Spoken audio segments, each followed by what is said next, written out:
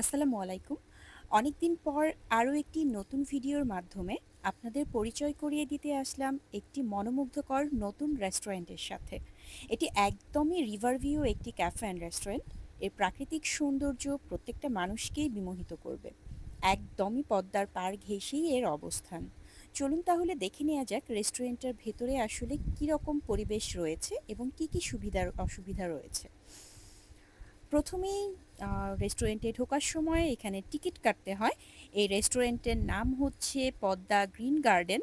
আর এর টিকিট মানে প্রবেশ মূল্য হচ্ছে 30 টাকা। এটি আসলে রেস্টুরেন্ট নাকি পার্ক আমি বুঝতে পারছি না।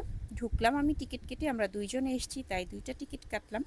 ঢোকার পর গেটের সামনেই এর ভিউটা হচ্ছে এরকম। এটা আসলে অনেক বড় একটা প্লেসের মধ্যে করা। প্লেসটা অবশ্যই অসাধারণ সুন্দর, অসম্ভব সুন্দর একটা জায়গা। এরকম পদ্মার পাড় ঘেঁষে রিভার ভিউ এই টাইপের রেস্টুরেন্ট আমাদের এখানে মনে হয় এই প্রথম করা হয়েছে। তো ঢোকার পর পরিবেশটা দেখে আমার বেশ ভালোই লেগেছে। এইখানে যে চেয়ার টেবিলগুলো করা হয়েছে, এটা একদমই রিভার ভিউ সাইডের যে ইয়াটা, এখানে বসলে একদম পদ্মার সৌন্দর্যটা খুব ভালোভাবে উপভোগ করা যাবে। আর এরকম ছোট ছোট কটেজ বা ঘর এখানে প্রায় 35টার মতো রয়েছে। এটা এখনও পুরোপুরি কমপ্লিট করা হয়নি। ও, আমার ধারণা পুরোপুরি কমপ্লিট করার পর এর সৌন্দর্য আরও অনেক বেশি বৃদ্ধি পাবে। আর এইভাবেই প্রতিটি কটেজ একই রকম করা হয়েছে। তবে আমার কাছে মনে হইল যেটা আমাদের নবাবগঞ্জ বা দোহারের মধ্যে যতগুলো ক্যাফে অ্যান্ড রেস্টুরেন্ট রয়েছে সবগুলোর ঘরগুলোই মোটামুটি সেম ক্যাটাগরির, এই টাইপেরই কালার, এই টাইপেরই ডিজাইন। চেষ্টা করলে হয়তো বা আরও একটু ভিন্নতা আনতে পারতো, যদিও সেটা আনে নাই, একই রকম অ্যাজ ইউজুয়াল অন্যান্যগুলোর মতোই রয়েছে। আর এই দিকের যে ঘরগুলো রয়েছে এই ঘরগুলোতে এখনও তারা চেয়ার টেবিল সেটিং করে নাই। এর ভেতরের এখনও অনেক কাজ বাকি রয়ে গেছে। আর 35টা ঘর, চারটিখানি কথা না, অনেকগুলো ঘর এখানে রয়েছে, অনেক বড় হবে এটা। এর ভেতরে বিভিন্ন ফুল গাছ বা ফলের গাছ দিয়েও সাজানো হয়েছে। এখানে নির্মাণাধীন কিছু ভবনও রয়েছে এর ভেতরে, হয়তো বা তারা পার্টি সেন্টার বা আমার কাছে মনে হচ্ছে এটা ওনারা রিসোর্ট টাইপের করে ফেলবে পরবর্তীতে।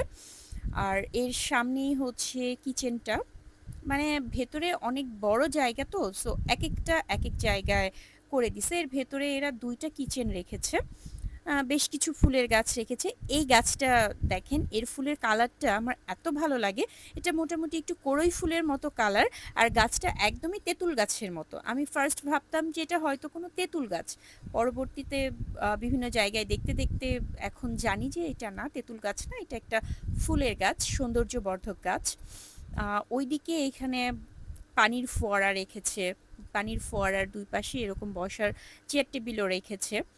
ওইখানে ছোট্ট একটা ব্রিজের মতো রেখেছে। সো সব মিলিয়ে বেশ ভালো একটা পরিবেশ, আমার বেশ ভালোই লেগেছে পানির ফোয়ারাটা।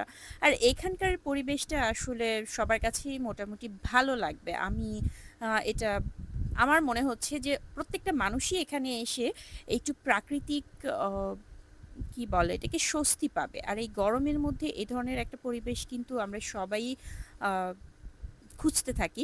এখানে বেশ কিছু মালটা গাছ রয়েছে, প্রত্যেকটা মালটা গাছই বেশ সুন্দর মালটা ধরে আছে। এই মালটাগুলো অমসৃণ ছিল, কিন্তু অন্যান্য গাছগুলোতে আমি দেখলাম মালটাগুলো এত সুন্দর ছিল। এটা হচ্ছে কিচেন, কিচেনের গায়ে লেখা আছে পে ফার্স্ট। আমি এখন কিছু অর্ডার করব না, কারণ এখনও আমার এটা ঘুরে দেখা বাকি রয়েছে। আমি সম্পূর্ণ গার্ডেনটা ঘুরে দেখব, তারপরে হচ্ছে যাওয়ার আগে খেয়ে তারপর যাব। ততক্ষণ পর্যন্ত আপনারা অবশ্যই সাথে থাকবেন। এখানকার এই খাবারের রিভিউটা তো অবশ্যই আপনারা দেখবেন, কারণ এখানে আসলে কেউ তো আর বসে থাকবেন না। আর এখানে হচ্ছে কিডস জোন। এটার মধ্যে টিকিট মূল্য ছিল হচ্ছে 30 টাকা করে পার পার্সন। তো আমি ওনাকে জিজ্ঞেস করতেছিলাম যেখানে আমি উঠতে পারবো কিনা। লোকটা আমাকে জিজ্ঞেস করতেছিল আপনি কি উঠবেন কিনা, বাট আমি উঠি নাই, মজা করেই জিজ্ঞেস করছিলাম। এই সাইডে মেবি আরও একটা জায়গা আছে, এটা পার্টি সেন্টার করবে, দোতলা করেছে। আমি এর উপরতলায় উঠেও একটু দেখলাম যে এর উপরতলায় আসলে কি রয়েছে, কিভাবে কি করছে। এটা আসলে অ্যাকচুয়ালি কাঠ দিয়ে করা। ফ্লোরটা, সেকেন্ড ফ্লোরটা কাঠের পাটাতন আমরা যেটাকে বলি, ঠিক সেরকমভাবেই একটা পাটাতন করে বেশ বড় একটা প্লেস রয়েছে এখানে। আর এখানকার ছোট্ট একটা কর্নার রয়েছে বেলকনির মতো, ওই কর্নারটাতে দাঁড়িয়ে একদম এর পুরো সৌন্দর্যটা উপভোগ করা যায়। এখানে অনেকেই ছবি তুলছিল, আমিও বেশ কয়েকটা ছবি তুলে নিচ্ছিলাম। এখান থেকে এর ভিউটা সত্যিই অসাধারণ লাগে। আমি আসলে এই জায়গাটার কিছু ছবি এর আগে দেখেছিলাম। আমার কয়েকজন ফেসবুক ফ্রেন্ড ওরা উদ্বোধনের আগে এখানে এসে কিছু ছবি আপলোড করেছিল, তখন আমি ওদের কাছে জানতে চেয়েছিলাম আসলে প্লেসটা কোথায়। তো তখন থেকে এখানে আসার একটা কিউরিওসিটি আমার মধ্যে ছিল, একটা আকাঙ্ক্ষা ছিল। সো উদ্বোধনের পর আমি আজকে আসলাম, ঘুরে গেলাম, আমার কাছে বেশ ভালো লেগেছে। চলুন তাহলে এখন দেখা যাক এদের খাবারের মেনু। এরা আসলে প্রথম উদ্বোধনের পর ফাস্টফুড আইটেম দিয়ে শুরু করেছে। যেমন এখানে ছিল হচ্ছে স্যান্ডউইচ, বার্গার, শর্মা, তারপর হচ্ছে চাইনিজ আইটেমের মধ্যে শুধু এরা চাউমিনটা রেখেছিল। সো আমি এখানে একটা শর্মা এবং একটা চাউমিন অর্ডার করি। একটা শর্মার মূল্য ছিল এখানে 100 টাকা এবং চাউমিনের মূল্য ছিল 1:1, 150 টাকা। বাট শর্মাটা সার্ভ করার পর শর্মার ভাঁজটা দেখেই আমার ভালো লাগে নাই। আসলে শর্মাটাকে এইভাবে কখনোই র্যাপ করা হয় না। শর্মাটাকে খুব সুন্দর করেই শর্মা পেপার দিয়ে র্যাপ করে তারপর পরিবেশন করা হয়। এখানে দেখেন একপাশ থেকে পুরো র্যাপিং পেপারটা খোলা ছিল। সো যাই হোক, এখন হচ্ছে খাবার পালা। খাওয়ার পর দেখা যাক এর টেস্টটা কীরকম। আর এটা ছিল চাউমিন। চাউমিনের আগে আমি হচ্ছে শর্মাটা আগে ট্রাই করব, তারপর হচ্ছে চাউমিনটা ট্রাই করব। তো শর্মাটা আগে দেখি খেয়ে কি হয়। আমি যেহেতু এর ভাঁজটা পুরোপুরি খোলা, তাই আমি একদম ভাঁজটা খুলেই খাওয়া শুরু করে দিলাম, শুধু শুধু কাগজের ঝামেলা করে আর লাভ কি। বাট ফার্স্ট বাইটটা নিয়ে আমি একদমই হতাশ হয়ে গিয়েছি। এই টাইপের শর্মা আমি আমার জীবনেও কখনো খাই নাই। শর্মার মধ্যে মানে প্রত্যেকটা ফ্লেভার, প্রত্যেকটা টেস্ট আলাদা করা যাচ্ছিল। এখানে এত পরিমাণ গোলমরিচ, এত পরিমাণ আদা রসুন, মানে আমি কি বলবো, এরকম শর্মা সত্যিই আমি কোনো দিন খাইনি। আদা রসুনের গন্ধ, তারপর হচ্ছে গোলমরিচের গন্ধ, তারপর সব কিছুর পর আমার মনে হলো আমি একটু খুলে দেখি আসলে শর্মাটার ভেতরে কি রয়েছে। আপনারাই দেখে বলুন এটার ভেতরে কি রকম শর্মা। প্রত্যেকটা শর্মার মধ্যে একটা শর্মা সস ইউজ করা হয়, বাট এই রুটিটার মধ্যে আমি এক বিন্দু পরিমাণ কোনো সস দেখি নাই। বিষয়টা আমার খুবই খারাপ লাগে। দেন আমি হচ্ছে ওদের কিচেনে গিয়ে ওদের শেফের সাথে একটু কথা বলতে চাই। তখন এখানকারের কিচেনের দায়িত্বে যে ছিল তিনি আমাকে বলেন আসলে শর্মাটা আমাদের ওই কিচেন থেকে রেডি করে দিয়েছে, আমরা শুধু চাউমিনটা এই কিচেন থেকে দিয়েছি, আসলে নানান কথা। তো আমি আর তর্কে না জড়িয়ে চলে আসলাম এবং চাউমিনটা ট্রাই করলাম। চাউমিনটা অ্যাভারেজ ছিল, বিশেষ আহামরি কিছু ছিল না, বাট চলে।